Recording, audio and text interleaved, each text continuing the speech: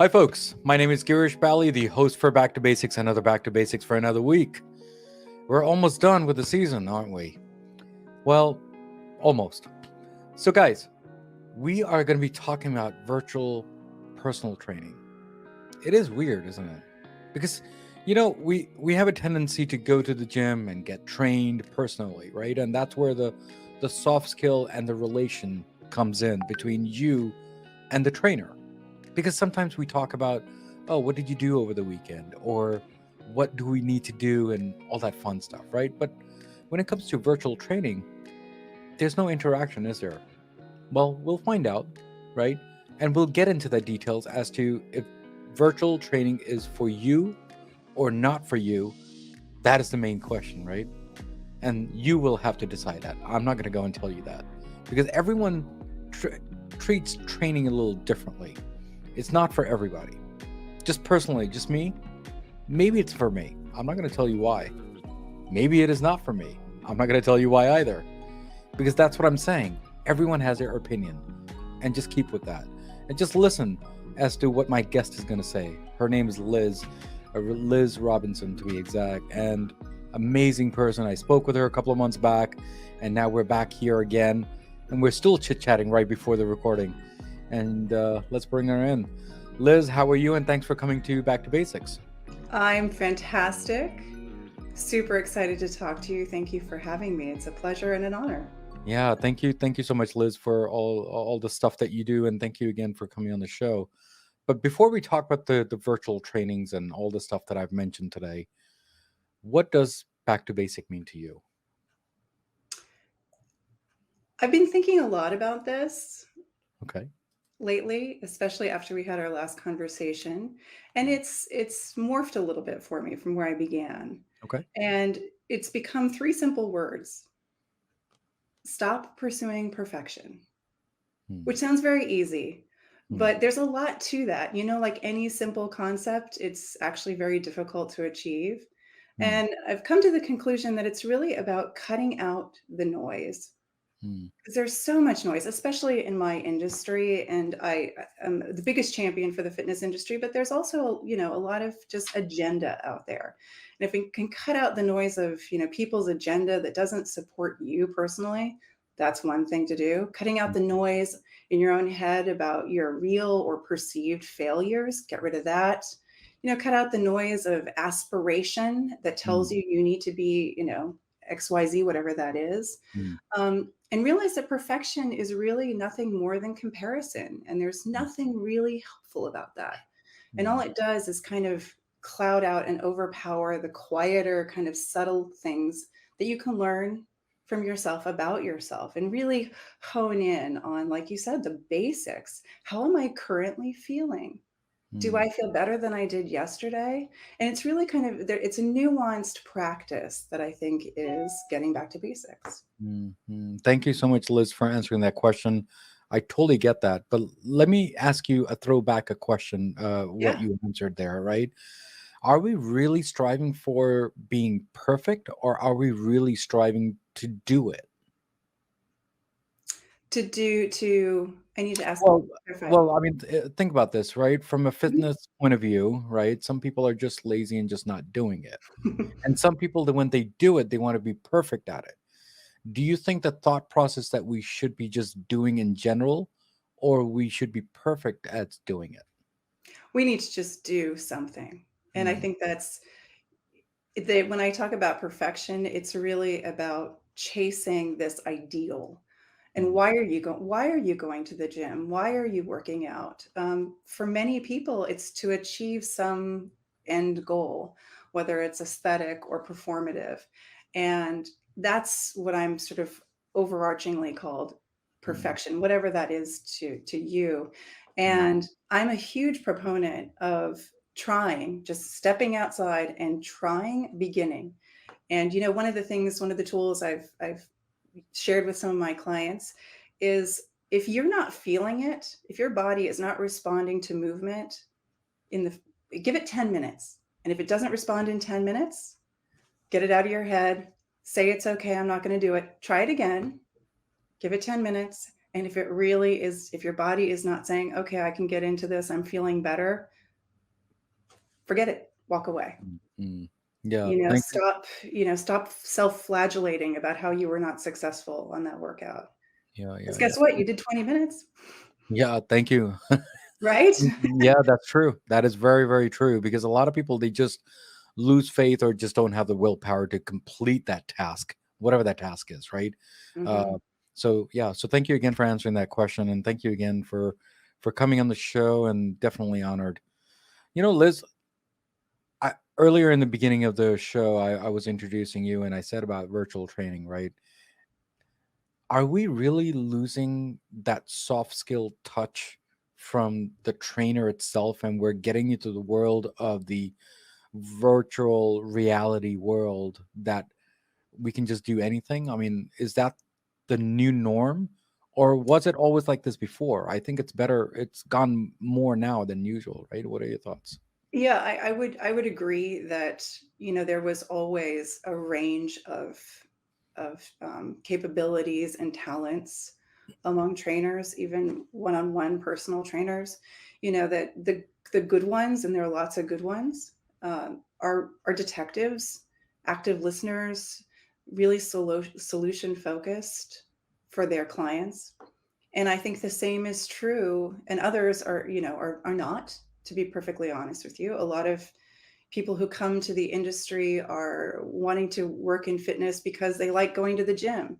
Mm, And it's a little disturbing because they miss the real craft of training, which is trying to figure out what another person is really going through mm, and trying to ask the right questions to figure out where the sticking points are. mm, Because your body is obviously the physical dynamic side of you, but it's run by this thing called your brain, right? And your mm, mood and your perspective. mm, And if you can't really hone in on that, then sometimes the dynamics of the body will suffer. So mm, you've got trainers who are really good at that, and are driven to mm, find those possibilities and those capabilities and move through the sticking points. And others are just there to be in a gym environment for mm. themselves. The But same, I think, is true in the virtual space. mm, Those soft skills and the ability to progress and regress clients in actively is possible in a good platform. There's mm, also you have free tools online, right, that are not going to be as in tune with what you need. And mm, then there are all the way up to, a couple $100 a session where you're physically working one-on-one with somebody. So I mm. think whatever is happening in the real world, the physical space, the quality is vast, and the same is true in the virtual space. But there's a huge thank you again, Liz, for answering that question. But there's definitely a huge difference between virtual and the physical reality, right? Me going to the environment and talking about what you did last night while you're training, right? In the virtual world, who the hell are you going to speak with when you're doing that training, right? So I think we're losing social skills. What are your thoughts on that part? So I will speak only to what I know, which is my platform, with the goal not to be promoting but explaining. Yeah. um, and so when I designed my platform, it was to actually reach more people than I could in a personal one-on-one Mm, space mm, without getting rid of the personal touch. mm, So for my program, you can't even begin the program without doing an assessment that I built. So mm, I will know a lot about you before you even start. mm, And as you go through the process, we also ask qualitative and quantitative questions about how your workouts were. Because if you've worked with a trainer in the past, what's your favorite thing to do the first moment that you see them? The first thing you do is tell them how hard the last workout was, or right. you really beat the crap out of me, or I'm not sure I want to see you today, or whatever that is. You want to give feedback on what you did last time. Hmm. And that feedback is rarely the feedback like, I remember the number of reps and sets I did last time. Hmm. That's not the thing that sticks with you. What sticks with you is, wow, I was so hungry after our last workout. What do you think is going on? Or I slept so well. Or, I was really lagging getting out of bed to come to this workout. Those kinds of things, while they seem trivial and like the social aspect, if you're a working trainer, that's not trivial conversation. That's Hmm. actionable feedback. Hmm. So that was important to me in creating our platform. Hmm. The other thing that was important to me was to create these ecosystems within the people using the program Hmm. so that we can group all the people who are doing sort of similar things and Hmm. introduce them to each other and create a community of people who are all going through the same process. Hmm. So structurally, that's how I approached the issue of that soft skill. Hmm. Um, and then from a delivery standpoint, the feedback I get is I feel like you were over my shoulder the entire time. I kept looking behind me to see like, how does she know I'm suffering right now? Hmm. Because of all of our workouts are delivered in audio format, something you know Hmm. a lot about. And just from experience, knowing what the person is going through at the time, Hmm. um, I can predict what their body is going to be feeling and doing. Hmm. Yeah, So thank you, there is some of that. Liz. Thank you so much for answering that question, because people are asking these type of questions, and we should all know about it. Now, everyone's thought process is a little different. Yes, I understand that you are going to be a little biased between the actual and the virtual, but we need to understand from a different perspective also. So, thank you again for answering that question. Liz, let's talk about your platform if you don't mind, right? It's Mhm, called myVitFit.com, right? mhm. So, first thing is first, where did this name come from? How did this whole thing start? And you and I actually discussed it briefly, Right. but can you explain to everyone here? So VitFit is a name I came up with because I actually built the platform and the algorithms when I was away in my home in the south of France. And I thought it was a fun play on words. Some people would get it, some people wouldn't, and it didn't really matter to me, but I would. If you're going to Mm, start your own business, you might as well mm, have a little fun with it. mm, So Vit, I thought was kind of a play on virtual, and vite in French meaning fast, which I mm, also thought was good for people. It's like, this is easy, this is fast, this is accessible. And mm, of course, the my in myVitFit is incredibly important because the program is built around you, the user, mm, not me, the provider. mm, So that's the origin of the name. Well, thank you so much for explaining that, because when I heard that first time when you and I chatted was quite amazing. That story was quite amazing when that name happened. So let me ask you this before we get into the details of this VitFit, right? Mhm. Um, you are more of a personal trainer, or you think you're more on the virtual trainer? How did you transition between that? So I was a personal trainer for many years. I was a former working dancer, a finance person, and then a brief stint as a pro cyclist, and then went into personal training. And the issue, I had a really wonderful challenge, which was I had a lot of people that wanted to work with me, which is a wonderful problem to have. Hmm. But unlike podcasting, unlike other jobs, it's like working in a restaurant. How many people can you seat at the same time? Everybody wants to see you from 5 a.m. to 8:30 in the morning, maybe an hour at lunchtime, and then again at 4:30 to 7. So Hmm. there are only so many spots in the day. And even if you do fill your entire 14-hour day with clients, it still isn't going to be sufficient for meeting the needs of every person you have. Hmm. So the genesis of the program was really trying to keep people going in between sessions so that I could see them less frequently Hmm. and add more people to my book of clients so that I Hmm. could access more people so they could access me. Mm. And it worked.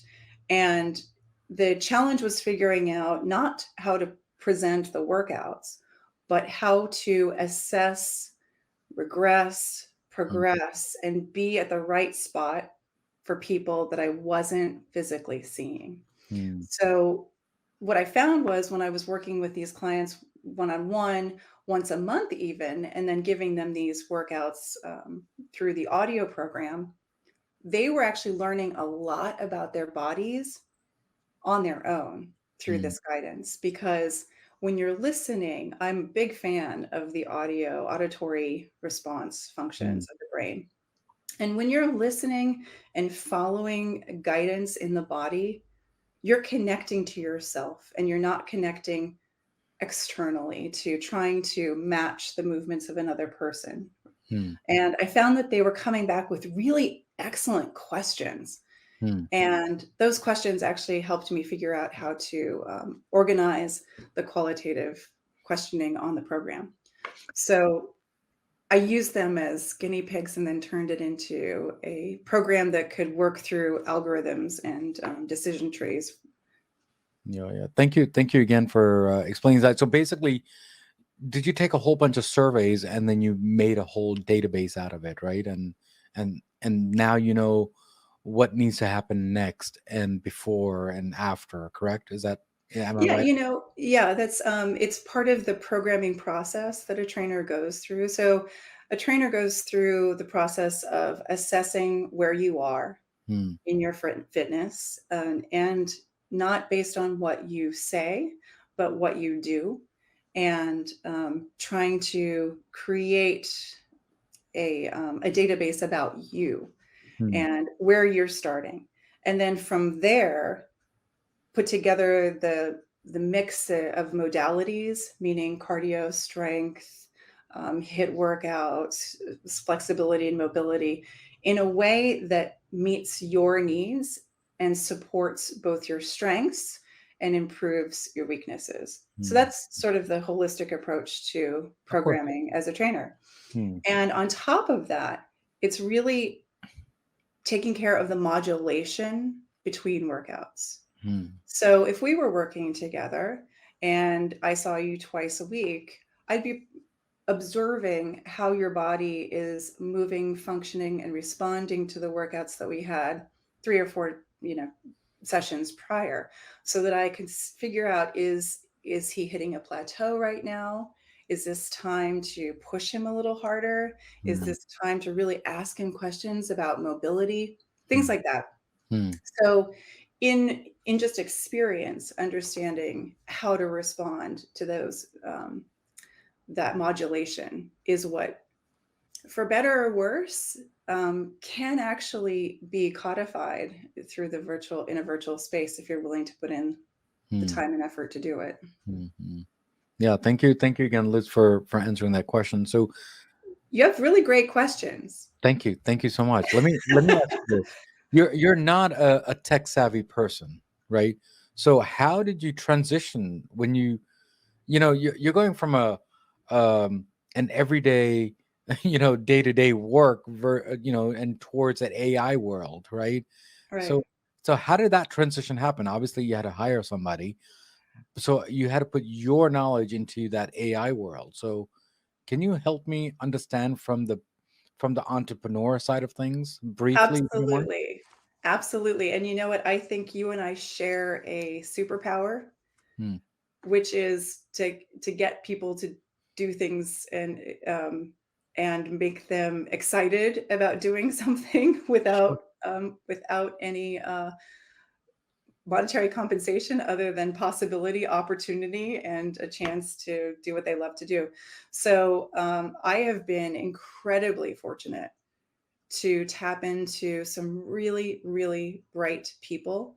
Hmm. And just to put some perspective on this, I started this process. I first launched the product in its 1.0 stage Hmm. back in 2011. So the concept of versatile training, if we think it's odd now, it was absolutely um, mysterious and unthinkable, Hmm. that people would work out with any sort of machine learning.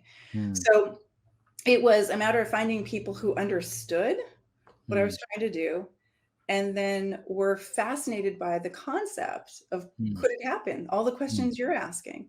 So I Mm. was able to bring on some people to help me build the 1.0 version, which Mm. was not nearly as sophisticated as what we relaunched in the Mm. 2.0. Mm. And they did it. My first team did it as really an experiential process.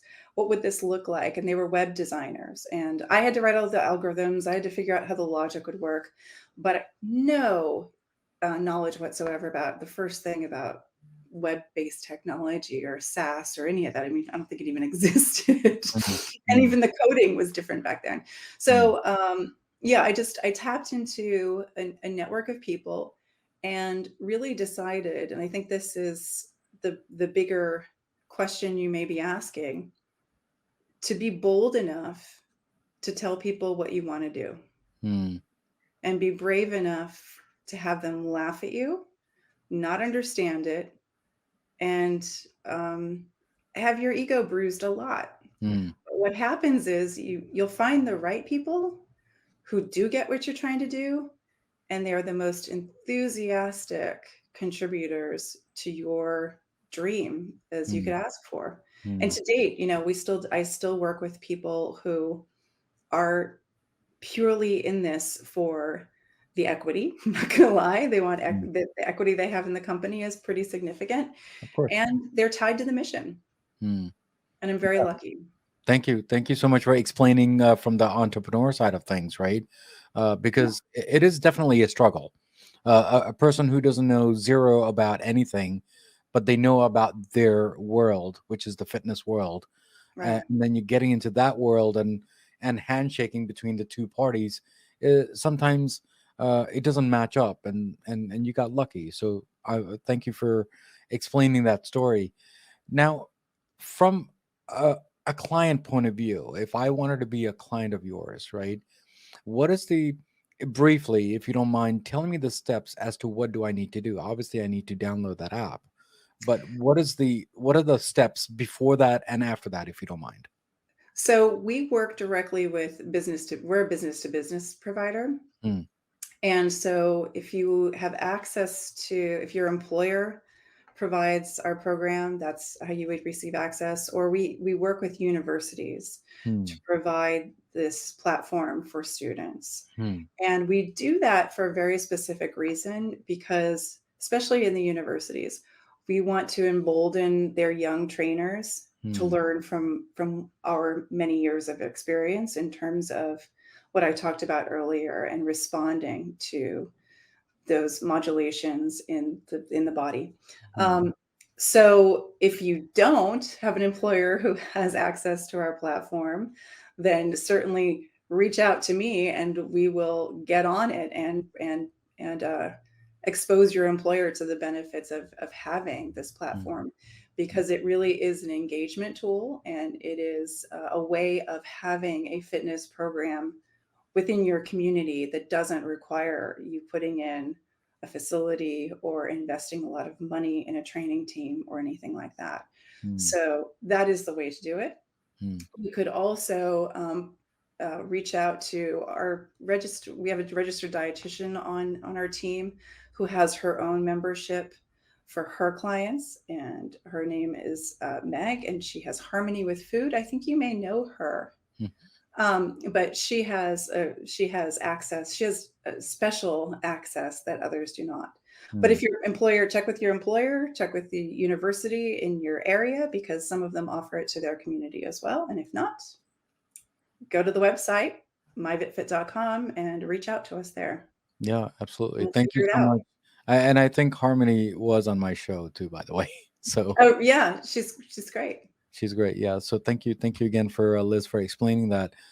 As you know, right before we start recording, I told you that there's a new segment that we have started, and we'll be starting that next year in season 3.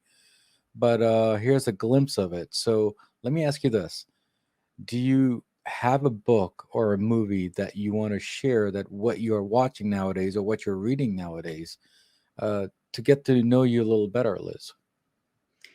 So I'm one of those people who unfortunately has several books going on at once. Okay. Um, I am currently preparing to send my only child off to college. So I'm trying to make sure I don't make mistakes that my parents made or other parents made in the launching process. So I'm reading Letting Go Mm, to fulfill that need. It's actually a really good, it's a really good tool. And I'm also reading Inside Money, the story of the Brown Brothers Harriman financial institution, because that mm, appeals to my background in finance. And that's a really great book in terms of the nuts and bolts of how our financial system works, as well as being, if you're into history, phenomenal book. mm, So it's all grounded in history. mm. And then finally, I'm a member of a philosophy club. So I'm constantly reading some of my old philosophy books from my undergraduate days. Wow. Liz, you do so much, and you're doing this work and reading and everything else. Where do you get the time? And then on top of that, you came here and back to basics too. So Well, who can say no to you? thank you so much, Liz. This is energizing, right? I mean, the more you do, the more you want to do. Yeah, that is I true. think you would say that. I've heard some of that in your stories. Yeah. Thank you so much, Liz, for explaining that and answering that. So What before, are you reading? Am I allowed to ask a question back? sure, of course you are. What are you reading? What am I reading? I'm reading a whole bunch of stuff. I mean, you see these books that I have here, right? Yeah. So one of the books that I'm reading now is Compound Effect by Darren Hartley. Uh, so he's an amazing person. There's another book that I'm reading now, which is called Atomic Habits. Uh, that's another book. I think, if I'm not mistaken, that's James Clear, isn't he? So Yeah, I know that book. Yeah, it's a good yeah, one. so amazing book. Yeah. And so we will, yeah, I mean, these are the two books that I'm reading, and then obviously we're all watching some TV shows here and there, but I think these two books have changed my life in many different ways.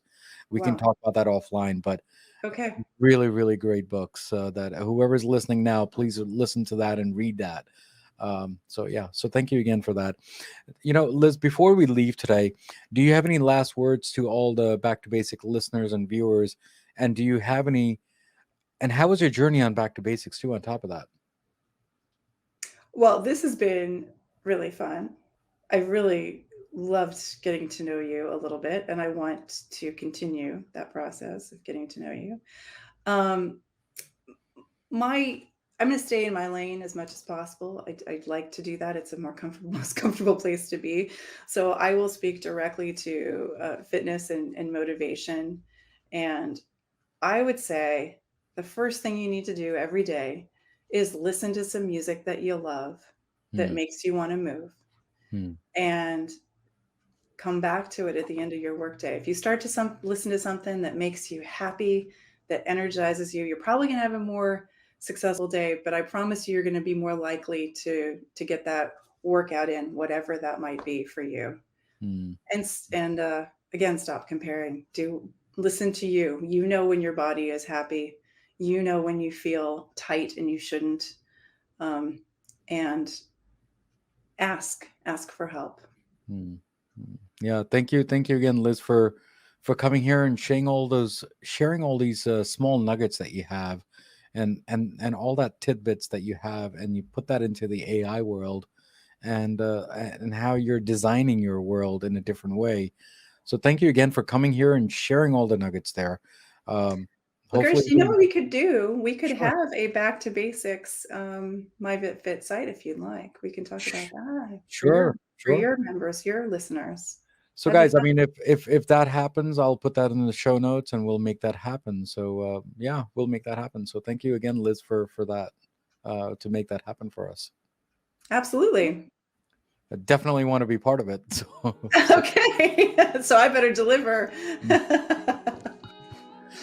Thank you again, Liz, for coming on the show. Thank you. Thank Have you, a thank wonderful you. day. So, guys, we spoke with Liz today, and we talked about the virtual fitness, didn't we? And we talked about, yes, there are advantages and disadvantages when it comes to the virtual world, and the reality world. Now that's up to you to decide which world you want to be on. So it's all up to you. Now, as usual, as always, there is a quote of the day from Back to Basics, and hopefully Liz will like the quote. The quote is, "The biggest shift in business comes from working on yourself." Now, regardless if it is reality world or virtual world, fitness is fitness, isn't it? Work on yourself, because that's the only way to do it. Now, as usual, as always, what do we always say at the end of the episode? Everything in life goes back to basics, and that's what we did today, guys. Guys, take care. God bless. Keep on commenting on all my episodes, because it does make me stronger day by day, week by week, because I do release every day. And there are 3 things, according to this episode, it makes it a hit for me, that is, which is the content, the guest, and definitely the host. And guys, take care, God bless, and keep on commenting, keep on supporting me, because with your love and support, it makes me happy every time. Now, before I leave today, very quickly, we are releasing this. Like, we got only 2 more weeks left before we close out the season 2. And with your love and support, it's just so much possible to shower me a whole bunch of love on my season 3. Now, as usual, there is a third, 4 podcasts that I'll be releasing. And one of them is going to be Back to Basics Mode Health. So follow me there for all the health stuff, and it will be still released on a Friday, just like today. So guys, take care, God bless, and I will see you next time on Back to Basics. Take care. God. Next week's episode on Back to Basics. Need to address why. Maybe it is because of your body type. Maybe it is because your body's protecting you from certain types of things. And then we can address those issues and then begin to now bring your body back into harmony. We'll always look at 2 phases. Balance is first, then long-term balance is harmony. And that's what we're looking to do. Yeah. Thank you again for that. You know, when we are practicing ourselves to be better in life, right? I mean, Sure. your cholesterol going down, you're slimming Sure. down and getting active, right? Sure. In the